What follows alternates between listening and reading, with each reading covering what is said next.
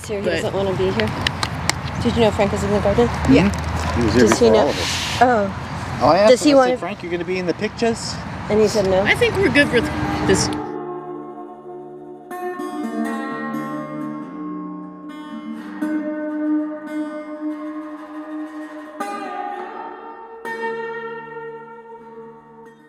This is Ocean Beach, California.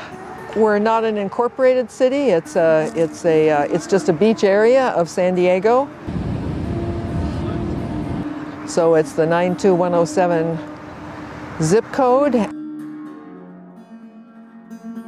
We're an old community, and we're a community who are generally a close community, even though we may not know each other.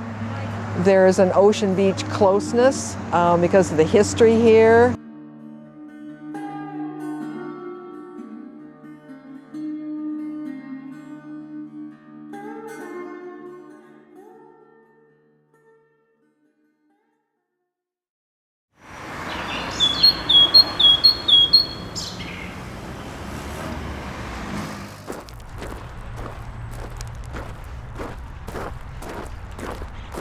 Right, so we're in the Ocean Beach Community Garden in sunny, oh no, wait a minute.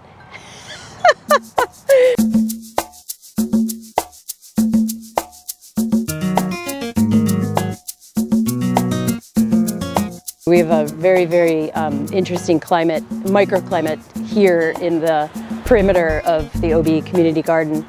And even within this 1.5 acre space, we have microclimates within the growing zone that we're in.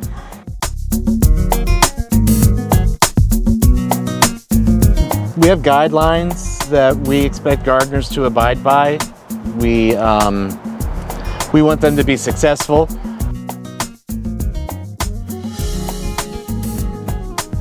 We have 50 plots, 50 garden plots around this size. What is that, about 20 feet by 10 feet? So it's 200 square feet.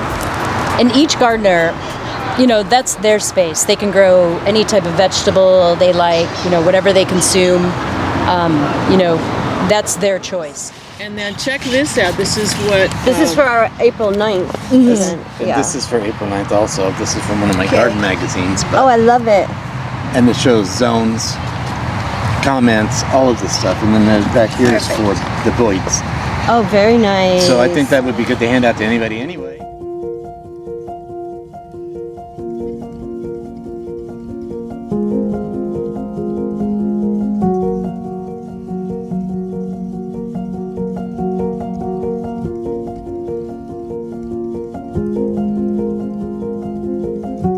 I had a garden where I had been living, and then where I was living there was no gardening place, and I found Jesse probably through Ocean Beach People's Co-op. It's a grocery, only cooperative grocery in San Diego.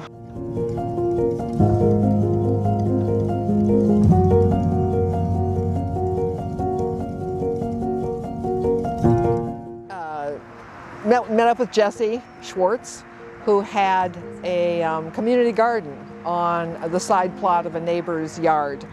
And it was very successful. I mean, we all gardened together, so it was, you know, all of us together. And we learned things, we had workshops and this and that. And then the house was going to be sold, and so we needed another place. And so Jesse went to, you know, scoured this place out and said, this area, that's still the city area there. Well, this is city property, but it wasn't being used. And it was all raw dirt. And so he put in information to Parks and Recreation, and it was a very good argument, you know, talking about gardening as recreational, but also as a sport. And like any sport, there should be a separate place, like for baseball, for example, where this activity occurs. And I think there were only 2 meetings on this, and Parks and Recreation said, great, that sounds good to us. So in those days, there was no bureaucracy like there is now. I don't know how you'd get something like that done nowadays.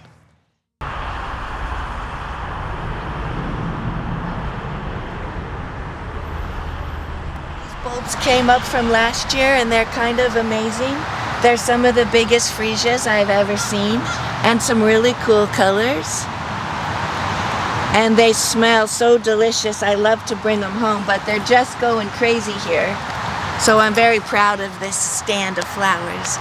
A lot of times a new member won't have any idea in exactly what to do, how to set up an irrigation system.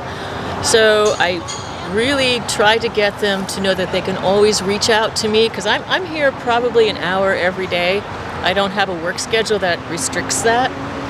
And they can email the garden to say, I need help setting up an irrigation system. I need help I've got skunk holes all over my garden, what do I do? And we have people that have been here a long time to have all these answers. They have quick answers on how to fix this, how to change it, or how to address it. So when new gardeners come to us, they come either with experience, right? Different levels of experience. Some are brand new to gardening.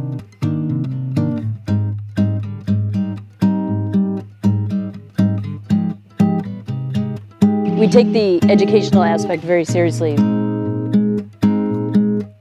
We hold monthly workshops.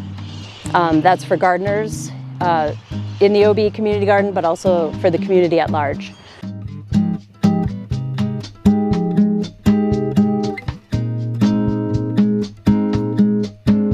When we have our second Saturday open garden, the second Saturday of every month, we're open from 10 to 12.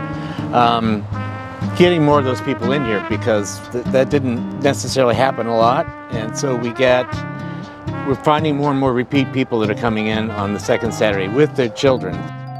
We also want to see children in the garden, and we would like to see high school students in the garden. So what we've done is this plot right here, we donated to a high school, the local public high school gardening club. So they come in and they grow and harvest different vegetables, an assortment of vegetables that they then donate to the local food pantry.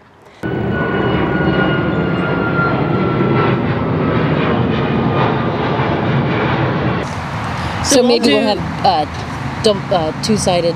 That's what I was thinking. It could So be this is an gonna be a 8.5 by handout? 11 and make it like a little 4-page booklet. If it's four pages, I think. Pages, yeah. And then that could go out with everybody that comes into the garden. Here you get Yeah. this, you get the deficiency, Wait, let's do the that leaf too. deficiency information. And do you know what? The strawberries are coming. The first year they sleep, the second year they creep, and the third year they leap. So I should get fruit this year.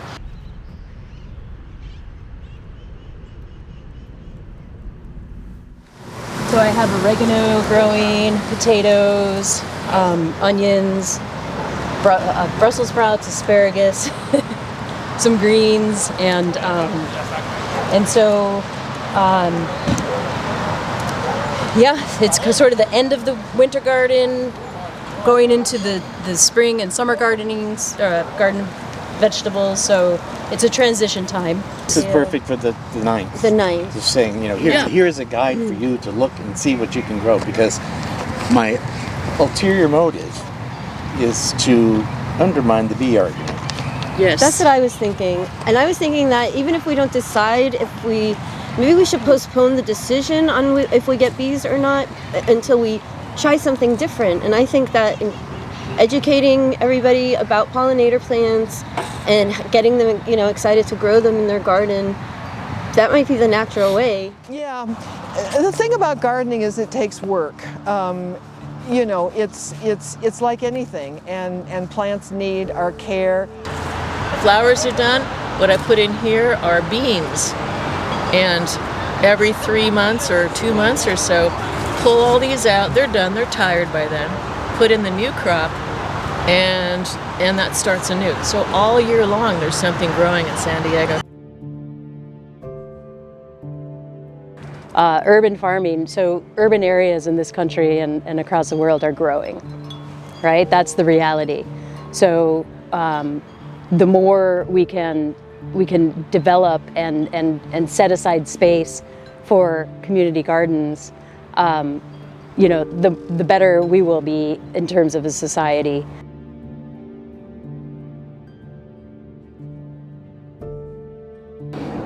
That's what we're hoping to do. Create a positive experience for little kids. It's not all about weed pulling, and it's not all about being here on the hottest day of the year because someone said you got to pull weeds. It's about the joy of starting something and seeing it come up. And it tastes good. Nothing tastes better than when something you pull right out of the ground in your garden and ate that night. Without plants, we got nothing without the plants. So, and we need the insects and the birds and, you know, the animals as well. I mean, everything takes care of things. You know, if we can just sort of think about the power that we have as a community to make change, we need to really focus on that. We need to focus on what one person has, the strengths of one person, with the strengths of another person, and the strengths of others, and we put that all together, and then we have things like this. If you can show the children how rewarding, nutritious, beneficial to the earth and to yourself, I think that is a message of hope that more than anything would try and influence people to become more responsible for their own food. That's what I have to say is just, you know, the sustaining a community and building a community is at the core of my heart, and that's what I share. That's what I you know, when I'm no longer here, I want people to say, oh, she loved that community so much and spent her time, right, to build something really special. And there's a ratio to... Because that's all they do. And ask them about like the crowded. Sometimes I just feel like there's just not enough space for them here. You know what I mean? Right. Like There's an that's- ideal size area they yeah, like. They'll have the like, we ratio want to- them to be happy bees.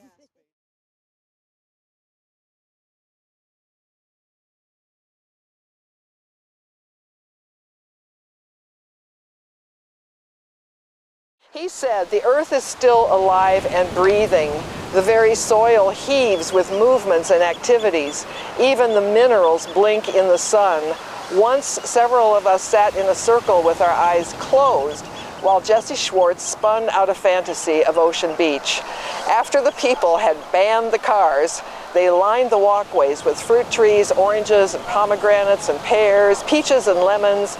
Gardens flourished everywhere. Broccoli in the abandoned driveways, strawberries and corn next to the garages, sunflowers and apple trees up and down the alleys. The air bloomed fresh and full. Everyone ate freely. There was food to nourish and protect thousands. Disease vanished as easily as choking engines.